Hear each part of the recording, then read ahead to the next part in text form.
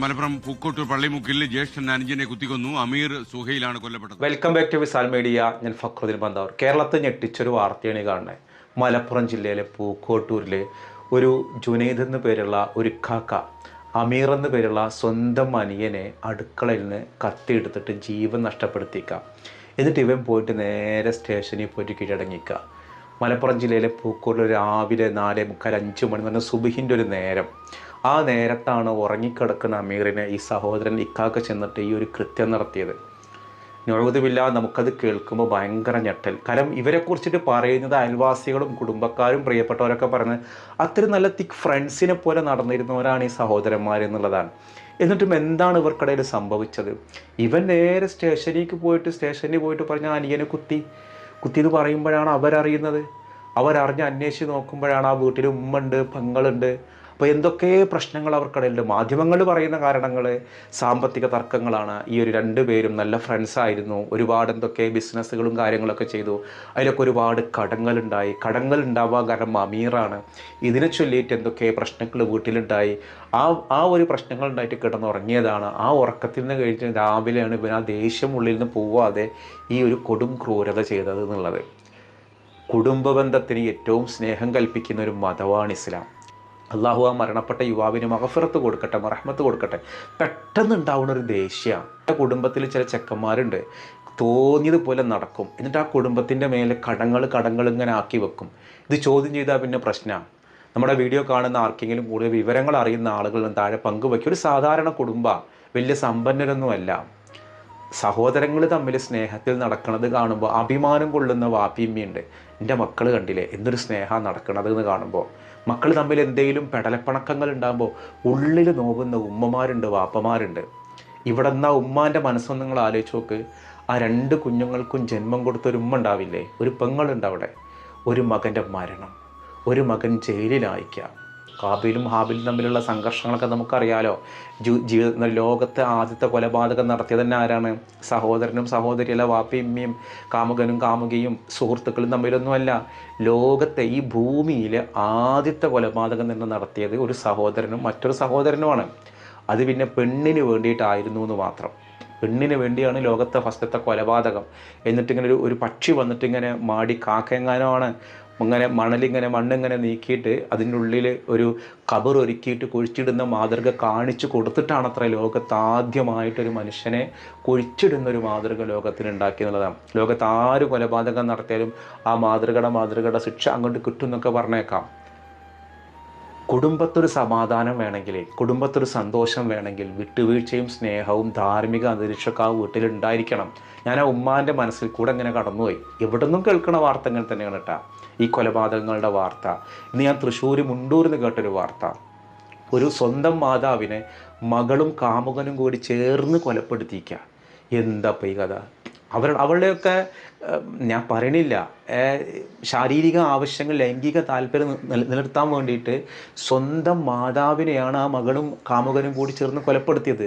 തങ്കമണി എന്ന് പേരുള്ള 10-60 വയസ്സുള്ള ഒരു അമ്മ മരണപ്പെട്ടപ്പോൾ എല്ലാവരോടും പറഞ്ഞത് എന്താണ്? അടുക്കളയിൽ നിന്ന് ഇവിടേക്ക് ചായപ്പിലേക്ക് പോകുമ്പോൾ വീണ് തലയടിച്ചു മരിച്ചതാണ്. എല്ലാവരും കരുതി ശരിയാണ്, ആഭരണങ്ങളൊന്നും കാണാനില്ല. മോള് പറഞ്ഞു ആഭരണങ്ങളൊക്കെ എടുത്ത് തലമുറയിൽ വെച്ചിട്ടുണ്ടല്ലോ അമ്മ, പ്രശ്നമില്ലല്ലോ, ഒന്നുമില്ല. അങ്ങനെ ഇടക്കിടക്ക് അടുത്ത വീട്ടിൽ നിന്ന് മറ്റേ ശബരിമലക്ക് പോയൊരു ചെറുപ്പക്കാരിങ്ങനെ വിളിച്ച് അന്വേഷിക്കും. എന്തായി, കേസുണ്ടായി, പോലീസ് നായ വന്നോ, വിരലടയാള വിദഗ്ധർ വന്നോ?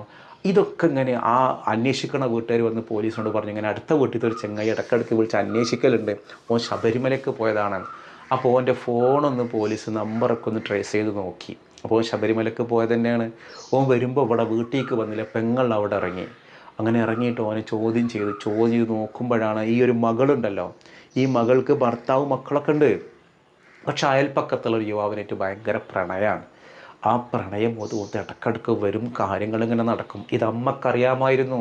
അമ്മ ചോദ്യം ചെയ്തു, അമ്മ തടയാൻ ശ്രമിച്ചു. അപ്പോൾ അമ്മനെ കാമുകനും കൂടി ചേർന്നിട്ട് ശ്വാസം മുട്ടിച്ച് കൊന്ന് പിന്നെ തലക്കടിച്ചിട്ട് അവിടെ വീട്ടിൽ കിടത്തി. വൈകുന്നേരം ഈ സ്ത്രീയുടെയും മകളുടെ മകന് സ്കൂൾ വിട്ട് വന്നപ്പോൾ അമ്മമ്മ എവിടെയെന്ന് ചോദിച്ചാൽ അമ്മമ്മ അവിടെ കിടന്ന് ഉറങ്ങുന്നുണ്ട്, ഇവിടെ മരിച്ച് കിടക്കുക, ഉറങ്ങുന്നുണ്ട് എന്ന് പറഞ്ഞു. എന്നിട്ട് രാത്രിയിൽ കാമുകം വീണ്ടും വന്നിട്ട് ചായപ്പിന്നെ അവിടെ കൊണ്ടുപോയിട്ട് ഇത് തല അടിച്ച് വീണ്ടും ഒന്ന് കാണിക്കണ്ടേ. അതിൻ്റെ ഭർത്താവ് ഒരു ഹോട്ടൽ തൊഴിലാളിയാണ്. അയാളെയും പറ്റിച്ച് ഇപ്പം എന്തായി, 2 കൂട്ടരും ജയിലിലായി. ഇവർക്ക് ശിക്ഷയൊക്കെ കിട്ടും, അതൊക്കെ എവിടെ പിന്നെ വരുന്നൊരു കാര്യം. കൊലപാതകം എന്നുള്ളത് നമ്മുടെ നാട്ടിൽ ഒരു സാധാരണ കേൾക്കുന്ന സംഭവമായിട്ട് മാറി. ഇപ്പോൾ കോട്ടയത്ത് കണ്ടില്ലേ, ഒരു അച്ഛനും മകനും കൂടി ചേർന്നിട്ട് MDMA വിറ്റിട്ട് അതിൻ്റെ കാശ് കിട്ടാത്തതിന് കയറി പണിതു, അവൻ്റെ ജീവൻ പോയി.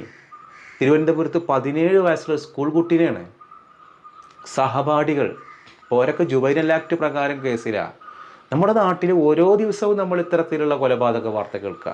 ഇതെന്നെ ഭയങ്കര ഷോക്ക്. മലപ്പുറം പൂക്കോട്ടൂർ എന്നൊക്കെ പറഞ്ഞാൽ അത്രയും അധികം മഹല്ല് സംവിധാനങ്ങളും എല്ലാ വിധത്തിലുമുള്ള ധാർമ്മികതയുടെ അംശങ്ങളുമുള്ളൊരു നാട്, നല്ലൊരു നാടല്ലേ. ആ ഒരു നാട്ടിൽ ഒരു സഹോദരൻ സ്വന്തം സഹോദരനെ ഇല്ലാതാക്കുന്നൊരു വാർത്ത കേൾക്കാനിട വരുമ്പോൾ അത് നമുക്ക് ഭയങ്കര ഷോക്കിംഗ് ആണ്. ഇപ്പോൾ ഈ വീഡിയോ കാണുന്ന ആരെങ്കിലും പൂക്കോട്ടൂർക്കാരുണ്ടോ? നിങ്ങളുടെ നാട്ടിൽ എന്താണ് ഈ സംഭവത്തിനൊരു യാഥാർത്ഥ്യം? എൻ്റെ അന്വേഷണത്തിൽ മനസ്സിലായൊരു കാര്യം, പുറമേക്ക് അവർ നല്ല ഫ്രണ്ട്സും കാര്യങ്ങളൊക്കെയാണ്. രാവിലെ 4:45 5 മണിയാകുമ്പോഴാണ് ആളുകളെ ഓടിക്കൂടുന്നത്. അവിടെ കിടക്കുന്നൊരു കാഴ്ച, ആ മാതാവിൻ്റെ ഒരു മനസ്സാണ്. ചില മക്കളെ കൊണ്ട് കുടുംബം തകരണവരുണ്ട്. എനിക്കറിയാവുന്നൊരു കുടുംബമുണ്ട്, മകനിങ്ങനെ കിടന്ന് കടം വാങ്ങി ലോൺ എടുത്തിട്ട് വീടിൻ്റെ ആധാരം കൊണ്ട് വെച്ചിട്ട് അടക്കം ലോൺ എടുത്തിട്ട് അവസാനം ആ പ്രായമുള്ള ഉമ്മ വീട്ടിൽ നിന്ന് ഇറങ്ങേണ്ടി വന്നു. വീട് വിറ്റോ ഒടുവിൽ. വാപ്പ മരണപ്പെട്ടു. ഒരു മകനുള്ള ഉടായ്പിലൊക്കെ പോയി ചാടുകയാണ്. ഓൻ അവിടുന്ന് കാശ് വാങ്ങണം, ഇവിടുന്ന് കാശ് വാങ്ങണം, ആ ബിസിനസ് നടക്കണം. അവസാനം ആ കുടുംബം വഴിയാധാരായി. ഇപ്പോൾ മക്കളൊക്കെ ഒരാൾ ഭാര്യ വീട്ടിൽ, ഒരാൾ വാടക വീട്ടിൽ, മറ്റാൾ വിദേശത്ത്. ആ പാവ ഉമ്മ ഒന്നിനും പറ്റാതെ മറ്റൊരു വീട്ടിൽ അന്തേവാസി പോലെ കഴിയുന്ന ഒരു സാഹചര്യം. ഇതൊക്കെ മക്കളെ കൊണ്ട് ഉണ്ടാക്കി തീർക്കുന്ന സാധനങ്ങളാണ്. നമ്മൾക്കൊരു ഫിനാൻഷ്യൽ അച്ചടക്കം എന്ന് പറഞ്ഞൊരു സാധനം വേണം. നമ്മളെ കൊണ്ട് കൂട്ടിയാൽ കൂടുന്ന കാര്യങ്ങൾ ചെയ്യുക. ഇത് കടത്തിൻ്റെ മേലെ കടങ്ങൾ ഉണ്ടാക്കിയിട്ട് മറ്റാൾ വീട്ടും ഇയാൾ വീട്ടും അതിനെ ചോദ്യം ചെയ്ത് കഴിഞ്ഞാൽ പിന്നെ അങ്ങോട്ട് തർക്കം, ഇതിപ്പോൾ കൊല്ലണം എന്ന് കരുതിയിട്ടൊന്നും ആവില്ല. എനിക്ക് അങ്ങനെ കരുതിയിട്ടാണ് രക്ഷപ്പെടലേ ചെയ്യുള്ളൂ.